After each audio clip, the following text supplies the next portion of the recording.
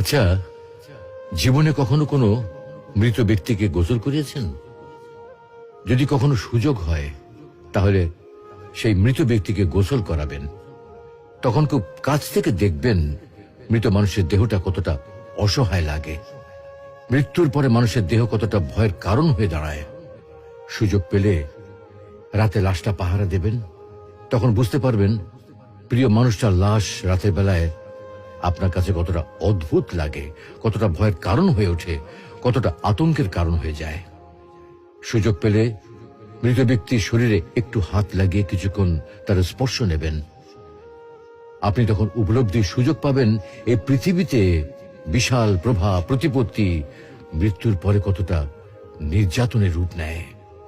সুযোগ পেলে আপনজনদের লাশ কবরে নামাবেন খুব আগ্রহ নিয়ে। শেষবারের মতো মৃতদেহের মুখটি একবার দেখার চেষ্টা করবেন এবং বারবার উপলব্ধি করার চেষ্টা করবেন এই মৃতদের সাথে অনন্তকালের যাত্রার পথে এটাই আপনার জীবনের শেষ দেখা। সুযোগ পেলে মাঝে মধ্যে কবরস্থানে গিয়ে নীরবে কিছুক্ষণ দাঁড়াবেন। এরপর মনে মনে চিন্তা করবেন জীবনের লাভ ক্ষতির হিসাব। এই মৃত মানুষগুলো এই পৃথিবীতে কি করে গেছেন, কাদের রেখে গেছেন। যাদের রেখে গেছেন তারা কি কখনো এই মৃত মানুষগুলোকে স্মরণ করার জন্য কবরস্থানের আশেপাশে একটি বারের জনকে দেখতে আসে? আমাদের জীবনটা বড় অদ্ভুত, বৈচিত্র্যময়। আমরা এর জন্য ওর জন্য, ধন সম্পদের জন্য, ঐশ্বর্যের জন্য, বাড়ি গাড়ি টাকা পয়সার জন্য কত না মায়া দেখাই, আগ্রহ দেখাই, আরো চাই আমাদের।